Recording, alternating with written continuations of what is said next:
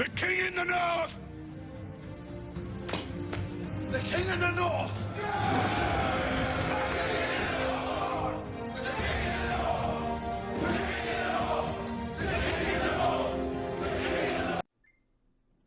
Yo, as always, like, share, subscribe. Now let's just get into it. So I asked y'all to drop me questions below, and y'all did. So let go.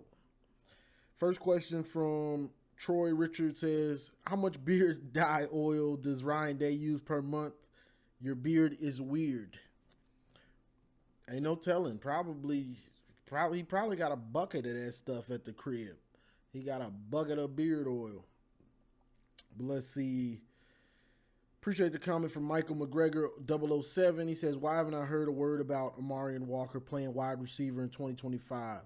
The guy is a freak. I feel like he can be this big-bodied speed receiver on the outside we are looking for." That's a good question. And, you know, he might be one of those dudes that has all the talent, but maybe can never figure it out. And that possibly could be why Harbaugh and the other staffs switched him to cornerback. You know, he might not have everything mentally to be a receiver. You know, you get what I'm saying? Now, I'm pretty sure he's still a receiver, but he's got to put it all together. What was that? 2022, he had some promise, and I remember in 2022, they used to try to put him on the field, you know, late in games, or sometimes when the game was still in the balance, they would throw him out wide and try to get it to him deep. When JJ was struggling to throw it to get a deep pass, I think they put him in a couple times because he has the talent. Like, he has everything you need: the speed, the quickness, you know, the height. It's just putting it together. And how good are his hands? Are your hands good enough to be a starting receiver at this level, and also your routes? But the speed, the quickness, the height, he's got all of that stuff. So it's on him to put the work in to get to that next level. Or is he putting in the work in the offseason to get bigger, to be able to consistently catch passes, and is he getting better at running routes? You know what I'm saying? You got to be on that jug machine if you Amarian Walker. You got to put the work in. He's got the talent, but he got to put the work in. And then with this new system coming in, you know, this is your chance to maybe get above somebody that maybe was going to be a starter, you know, because everybody's trying to learn this new system, you know. But it's on him. He's still there as far as I know, but you just got to put the work in and get better. Appreciate the Wayne Woodard. He says, "Hey, Johnny, do you think Bryce Underwood starts right away in week 1? Ooh, this is the question everybody wanted an answer to, and honestly, I don't think he will. That's a lot to ask of him. Now, my thought process is, if it's close, like if him and Mikey Keene are almost neck and neck, I'm starting Bryce. You get what I'm saying? That's me. If they're close, I'm starting Bryce. Because Bryce, if they're close in practice, Bryce has another level with his legs that he can give you. You know? So I'm thinking they're gonna lean towards Mikey Keene. But that's just, all of this is speculation, you know. But if it's close, I would go with Bryce week 1. No doubt. That's what I would do. Even to go to Oklahoma. I want him to experience Oklahoma. I want him to experience that. You know, especially since we're all expecting him to finish the season. That's what we're all expecting. So I want him to get those stripes early, going on the road in college and thing. But do I think they'll start him? I think they'll probably go the safe route, especially with the new offensive line, with not knowing how good the offensive line will be. They'll probably go the safe route and start Mikey Keene. How good is Keene, and what do you think about our linebacker core? Keene is okay. I have questions. Those of you that have been watching me know I have question marks about Mikey Keene, about playing in the Big Ten, playing against better competition week in and week out. I have question marks about him.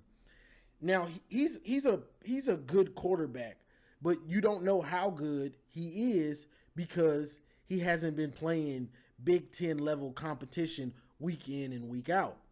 You know, he'll throw some picks, but he does throw a pretty nice deep ball, and he played in Chip Lindsey's system.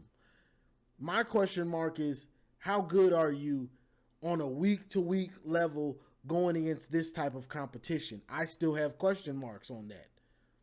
Hopefully he is good if he's the starter, but I got question marks still. And the linebacker core, I mean, you got Barham and Hausman. Those dudes could be all Big Ten. Hausman probably could have a chance to be All-American, I think. Jimmy Rolder, I wasn't a fan of him 2 or probably 3 years ago, 2 years ago. Yeah, 2 years ago. I wasn't a fan of him, Jimmy Rolder. But he's grown on me. Like, because he's gotten better. The more he's gotten to play, he's slowly gotten better. So those three, I'm looking forward to seeing Cole Sullivan and who else? Well, who we got? Pollard, I believe. I think he's still here. But and also his name slips my mind. I think it's Noel, but we also got the transfer from Georgia. I can't think of his name. If it's Bowles or Knowles, something like that. But we got a linebacker, a transfer linebacker from Georgia also. But just those three with Barham, Hausman, Jimmy Rolder, that should be a good rotation right there. And then we see whoever else gets in where they fit in. You know, hopefully the transfer from Georgia can, you know, find his way in there so we can rotate these guys and the linebackers aren't getting worn out. But that three right there, that's a great start. And then you get Cole Sullivan, and then the guy from Georgia in there also. It should be a good linebacker room, honestly, for this year at least. Who's starting game one next year, Justin Haynes or Jordan Marshall? You know, at first, that's a good question from 06 Al Williams. That's a good question. You know, at first I was thinking Justice Haynes. But honestly, I think Jordan Marshall might be number one. Honestly, thinking about what he did against Alabama, he looked like a veteran, you know, and he's got all of the tools. You know, he don't really have a weakness like that too much. So now, and after that starting point, you know, the bowl game, and now getting better in the offseason, you know, getting starting reps, whether it's him or Haynes, they're both going to get kind of starter reps. So I think Jordan Marshall's going to start. I think he might have something to prove. He seemed like he's hungry for it. So starting running back, I got Jordan Marshall. Either way, they both going to get a nice amount of burn, I think. But I think Jordan Marshall is going to take the starting running back spot. You know, you got Marshall and Justice. You know, you got Law and Order. Dum dum. So I like that.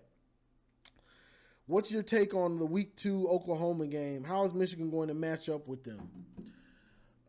Defensively, you know, we can match up with everybody defensively. You know, what we're bringing back. Now, they got a quarterback from, I think he came from Washington State, I want to say. And he's slick nice. So, Oklahoma, you know, and some people say, oh, Oklahoma's not that good. I don't like to do that when you're playing a team that has a similar talent level than you. You can say they're not that good. That don't mean they can't beat you. You know, that don't mean they can't beat you. Especially you got Venables, you know, who can still cook up on defense. and they have talent. So a team that has similar talent than you don't come to play, they'll beat you. You ain't playing, this ain't New Mexico State or, Central Arkansas State. You don't come to play Oklahoma, but whip your butt. So I don't buy into that.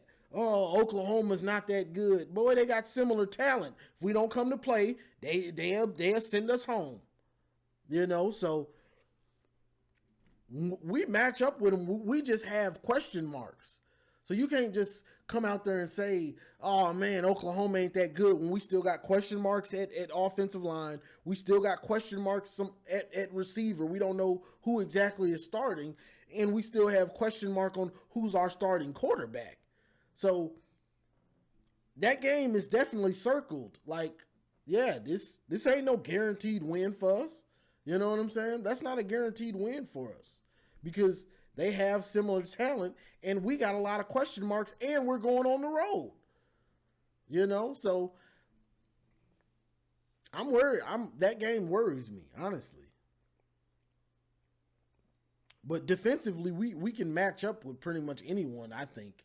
Defensively, it's just the question marks we have on the offense, which Oklahoma is losing a nice amount of players on offense at like receiver and receiver, but they're also bringing in a veteran quarterback that's been in the Power 5, so that always helps. So that's not a guaranteed win or something. That's going to be a game right there. Let's see, where was I?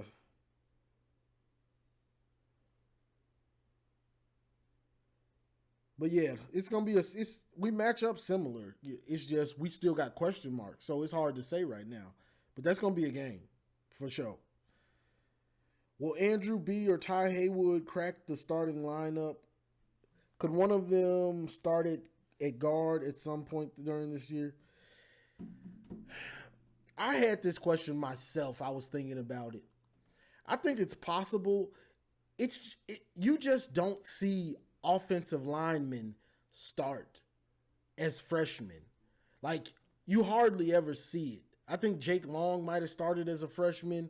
You just don't see it that much because it's such a big difference from high school to college that you don't see it because they have to be big enough. They have to put so much weight on and they have to learn. It's just harder for them to it's just harder to translate high school offensive line play to college offensive line play.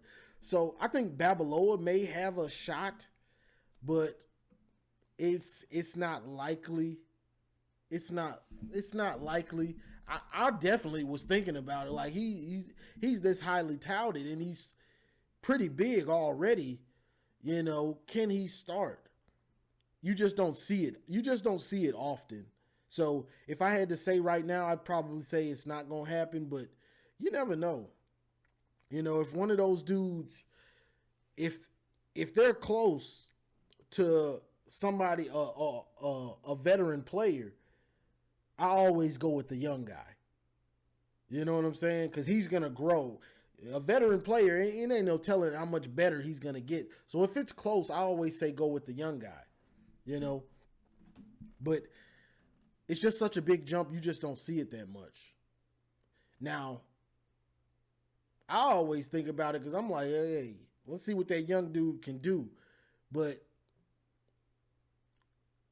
veteran guy, offensive lineman, it's just such a tough position that you hardly ever see it. So I wouldn't expect to see it unless the other guys in front of them are just really struggling. And it's like, all right, let's go and see what this dude can do, honestly. But if it was one of them, I'd expect it to probably be Andrew Babaloa. Johnny, our defense played lights out. Appreciate the comment, Tim Leineke.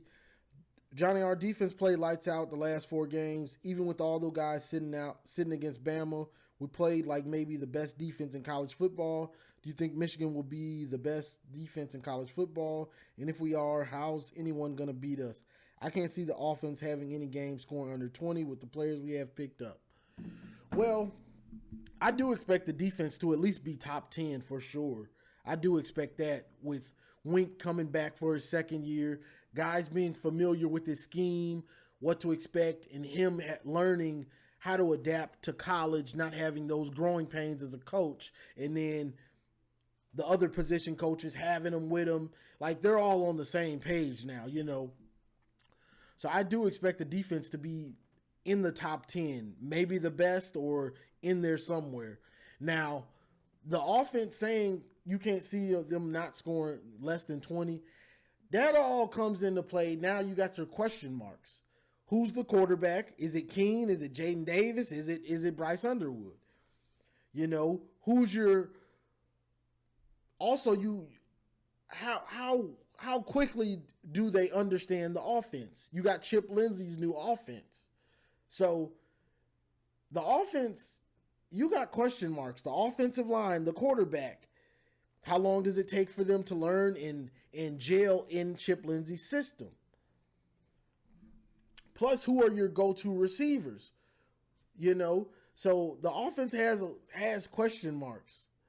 So I can't guarantee what the offensive output will be right now because it's not guaranteed that, yeah, we have Haynes and Jordan Marshall in the backfield, but it's rough sledding for them if that offensive line hasn't gelled and they're not consistently opening holes. And who's the quarterback? Is it Mikey Keene? I still have question marks about Mikey Keene. Bryce Underwood's a freshman, so got to have question marks for him. We ain't seen him play. Jaden Davis, we haven't seen him play. Got to have question marks. So the offense still has questions. Yeah, they have better pieces, but they still have questions that haven't been answered. So, yeah, I could say, yeah, you're right. It's gonna be. I could take that route, but then I would just be saying stuff that it's not a fact yet. It's not something I can stamp that the offense is gonna be that. It's gonna be that good, or you know, I got too many question marks. So the defense, yeah, I got them locked in to at least be top 10, some in the top 10, but the offense, I still got question marks. So I can't say the offense is going to be dominant yet like that. Or consistent. The ruler says no questions, it's just go blue. Appreciate it. We got Go Blue 0624. How big of a drop-off do you think our defensive line will have with the losses of Graham and Grant? Also, who do you want to start at QB in week 1, Keene or Underwood? So I answer that other one first. I want Underwood to start. I don't believe in Mikey Keene. If he starts and he balls out, hey, I'm a believer. It don't take much to make me to go from non-believer to a believer. I just got to see you play and play well, you know. But I want Underwood right now, honestly. And with Graham and Grant, well, I don't think it'll be a huge drop-off because the guys you got, you know, what is it? Rashawn Benny, Etta. You got the guy from Clemson. We got another transfer player. His name slips my mind. But I think it'll be a drop off. I don't think it'll be a huge drop off though, because we're not just replacing them with scrub players. You know, between Etta and Benny and it's another dude that's slipping my mind. I can't remember where he transferred from. But I don't think it's going to be a huge drop off. Now, it'll probably be a slight drop off, but what also helps is guys, the linebackers behind them are more familiar with the system, with Wink's system, and they're veterans. So that helps them also. But it's going to be a slight drop off because those dudes were studs, Graham and Grant. But honestly, we didn't even get to see the best of those dudes in this system. Like we saw them flash. We saw them flash, but learning Wink's system and some of the stuff he was doing, we didn't see the best of them until kind of later in the year. You get what I'm saying? And then by that time, some of the other guys kind of caught up to what was going on. And so that's why you saw, in the bowl game that we didn't miss a beat really. You know what I mean? So I think you'll see a slight drop off, but I think the guys that we already have and that are coming back and the guys that transferred in, I think they're going to fill in pretty well. The question mark with the transfers is how long will they know, how long will it take for them to get Wink's system, But what helps them is you got guys that have been in it and they can help bring them up to speed. But we're gonna feel it a little bit because Mason was a monster and so was Kenneth. Just athletic freaks. Mason was a little bit undersized, but he was just so good at so good and quick off the ball. Let's see. Unapologetic says, here's a troll question. Why is OSU obsessed with Michigan, the king of the North? Have a blessed day, gentlemen. They obsessed with us, because they can't beat us. So they obsessed with us. They worried about us. But, it's a mutual. I know I'm obsessed with Ohio State too, so I ain't got much a leg to stand on because I'm obsessed with them. I'm always worried about them. I'm always seeing what they got going on, because I want to know my enemy because I'm gonna have to get on here and talk about them. So I want to know about them for sure. Here to ask the tough questions. Appreciate the comment, Blue Wolverine. He said, which maize color did you prefer for Michigan, the Adidas or Jordan Nike brand? I'm Jordan Nike for sure. I didn't care for Adidas. That Adidas maize was like a neon yellow kind of color. It was a little too bright for me, I didn't really care for Adidas jerseys at all. It used to always bother me that because in the 90s we were Nike, and then they switched to Adidas, and it always bothered me. Like, bro, you the big time school, and you're wearing Nike, or even now, Nike and Jordan. You ain't wearing Adidas, bro. I mean, I'm sure they threw Michigan a big bag to wear it or whatever, but when you that dude and you that team, all of the above, you're wearing the best brand. The best brand is Nike/Jordan. You know what I'm saying? So it always bothered me when we were wearing Adidas. Like, that was part of the problem to me. Like, bro, why are we wearing these? Like, this is Michigan. Why are we wearing Adidas? What are we wearing next? Under Armour? Give me a break. So yeah, I rock with Jordan Nike brand. What's the news on Wink? Appreciate the comment, Greg Moore. The news on Wink is back. I don't know how long he'll be here. But he's here for this year. And with that being said, if he puts together a number one defense or a top 10 defense, I think Wink is gone after this year. I think he's gone. I was just on there with Mays and Kinetic and the boys, and they were saying, like Kinetic was saying, I think he's gonna stay for the next 2 years. I don't. If he puts together another top 10 defense, Wink is gone because I think he wants to be in the NFL. Yeah, he wants to be in the NFL. So that's where I think he'll be. That's where if he puts a top 10 defense together, which I think he will, NFL teams are going to come calling. That's just how it goes. Man, he's killing it in college. We want him back in the NFL. Somebody's going to fall in love with him, and that's where he wants to be. You can interview with teams. That don't mean they want you. They're just letting you interview. You know what I'm saying? But when a team wants you, that's a different story. Okay, he interviewed, boom. He interviewed, boom, we want you. You know, and if he does that, he has a great year this year, I think he's gone in 2026. That's just what I think.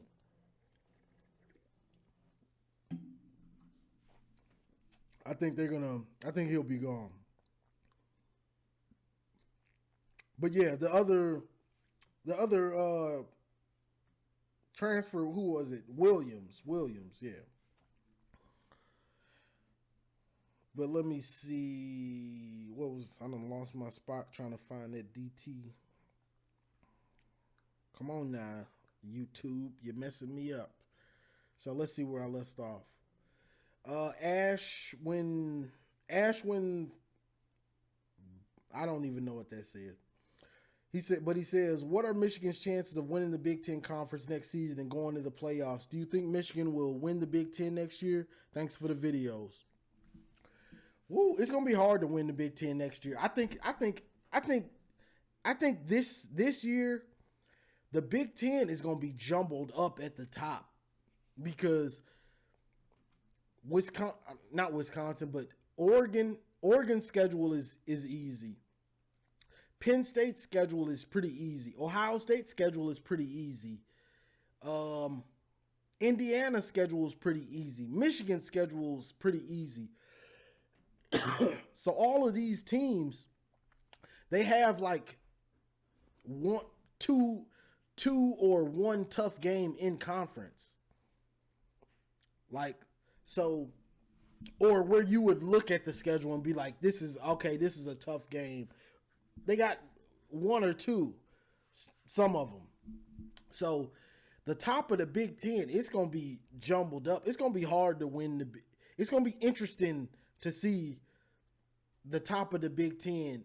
Those big time matchups when Penn State plays Oregon, when Ohio State plays Penn State, when Michigan plays Ohio State, when Indiana plays I'm not sure if they play Penn State or whoever, but these top matchups, they're going to be crucial. You bet not lose that game or it's going to mess up your chances for real, you know? So I think Michigan's got a pretty good chance. Oregon's schedule is pretty easy if I remember. I think they got a real cakewalk if I remember. So it's going to be tough, but it's going to come down to those big time matchups when you play each other. So, but I think Michigan's got a pretty good chance to win the Big Ten because they don't have that tough of a Big Ten schedule this year. You know, they got their games. You know, you got your Michigan State, you got your Ohio State, we got USC. You know, at USC. So with the travel, that's that makes it a little bit harder. But I don't think Michigan should be in the mix. The question is the only thing that's going to hold us back from doing it is what's that offensive line looking like and what's that quarterback looking like. I think those are the big questions. And how has the adjustment for Chip Lindsey's offense went? If it goes smooth, we're going to be right where we want to be. If it doesn't, we could be on the outside looking in. The thing you want to do is you can lose 2 games. As far as the Big Ten, winning the Big Ten, you can't lose 2 games in conference. But as far as making the playoff, you can lose 2 games and still make the playoff. You get what I'm saying? But if you lose 2 games in conference, you probably aren't going to make the Big Ten championship, but you'll make the playoff. You get, if that makes sense, because somebody's gonna run the table. It's probably gonna be Oregon, if I recall correctly. I believe Oregon has the easiest schedule, and they got a pretty good team. So I think Oregon they don't play Ohio State, they don't play Michigan. I think they just play Penn State, where you're like, okay, that's gonna be a matchup.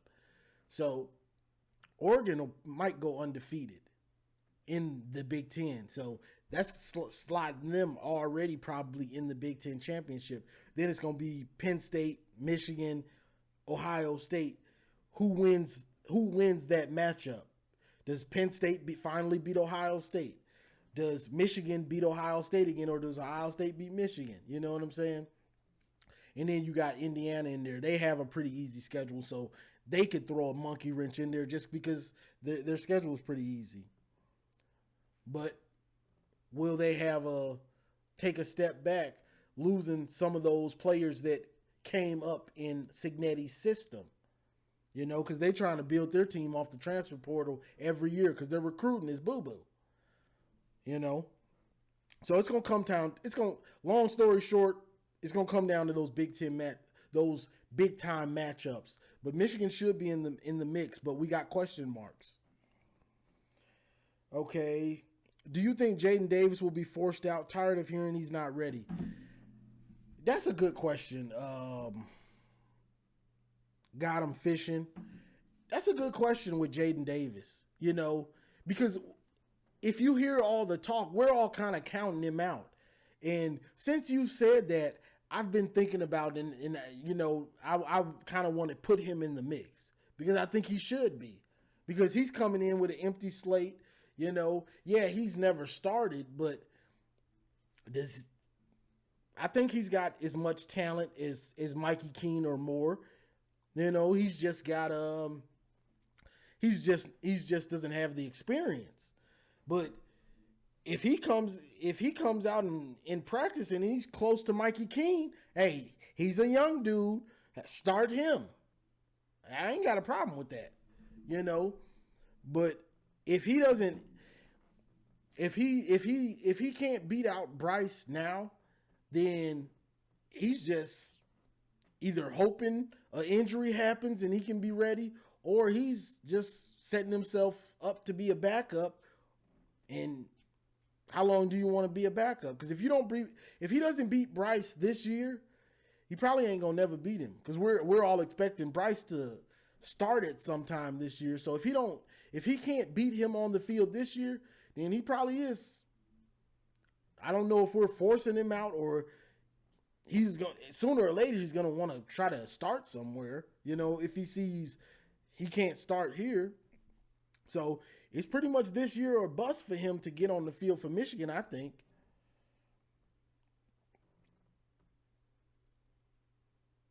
Yeah, I'm definitely tired of hearing that he's not ready stuff though. You preaching to the choir with that one. Are we winning the game? Appreciate the comment, Ross Hickson. I don't have any reason right now to believe we won't. You know, what's the boy Jason, the Ohio State fan? What'd he say? Ohio State, Ryan Day's got the blueprint now. He got to show that he's got the blueprint for Michigan. He showed he can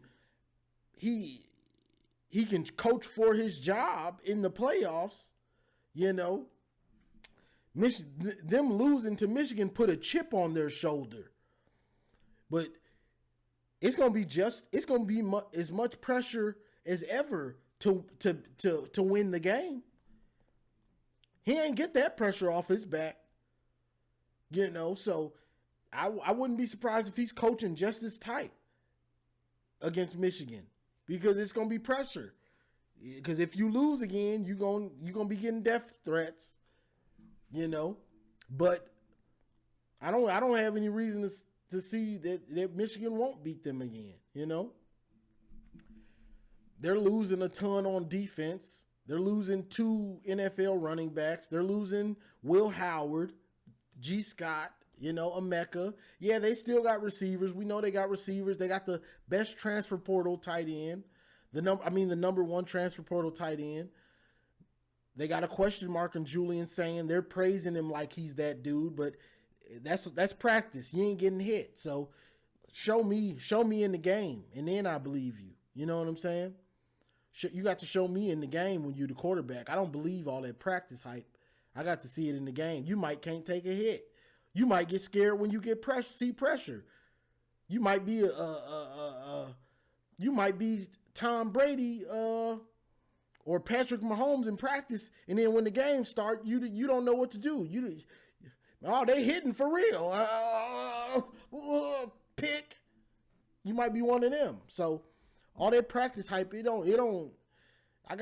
Quarterback is the position I have to see you in game. I have to see you do it in game because practice isn't the game. You ain't getting hit in practice. When you don't get hit in the game, let me know. Then I believe what happened in practice. I got to see that quarterback get hit and do it with live bullets for me to really buy into him. So right now, yeah, I got Michigan winning the game. But that's a long time away. So, it's neither here nor there right now. But yeah, that's what I got. I got to see them beat us again. And appreciate the last comment from Asian Posh, Doreen. What is your expectations for Bryce Underwood at the spring game? The spring game, we don't show much. We don't show, some teams use the spring game for a showcase for their quarterbacks. They'll be throwing deep bombs and all of that, and they have more of an exciting spring game. Michigan keeps it real close to the vest. We don't use the spring game as a showcase for our quarterbacks. We use it for a showcase for our offensive line, our mismatch offensive line, and our running backs. So I don't expect to see much from him in the spring game, honestly.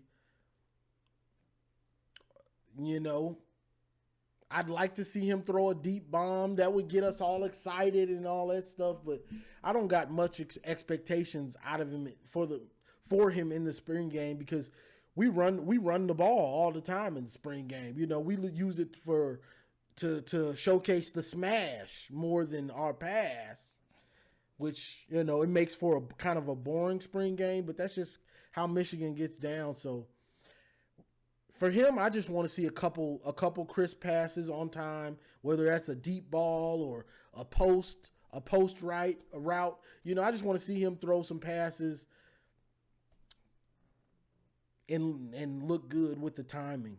Probably 4 of 7 or 5 of 8. I don't see him throwing too many passes because we run the ball in the spring game. We don't. I wish we showcased the quarterbacks more in the spring game. We just don't really do that, So if we did, it would be a pleasant surprise, honestly. That would be a pleasant surprise if we do get to see Bryce throw it 15 times. That would be a surprise for me, But it is what it is. That's how we get down, so I don't expect to see him. I think they'll try to get him a deep ball because they know the fans want to see him. He's that guy. But also, we're bringing in Chip Lindsey, so maybe Chip Lindsey wants to throw it around a little bit more in the spring game, But if not, that's probably Sharon Moore saying, yeah, we still going to do this. Yeah, we're gonna be more balanced and throw it around more with this power spread. But, when it comes down to it, we are a running team, so. That's what I would like to see, though. I'd like to see just Bryce get a few nice throws to get the fans hyped and, to build that buzz. But I'm not expecting too much out of him because we just don't use it as a showcase for the quarterbacks, really. But that's all I got for this one, y'all. That was a nice amount of questions. Let me see. Yeah, I think that was all of them. So, but that's all I got. Yeah, I think that's all of them. Yeah. But that's all I got for this one, y'all. I had this shirt on there. They flagged it because I had the players on there. They flagged it. But check out the merch. King of the North. It's linked in the bio. But that's all I got for this one, y'all. Like, share, subscribe. And as always, go blue. It's great to be a Michigan!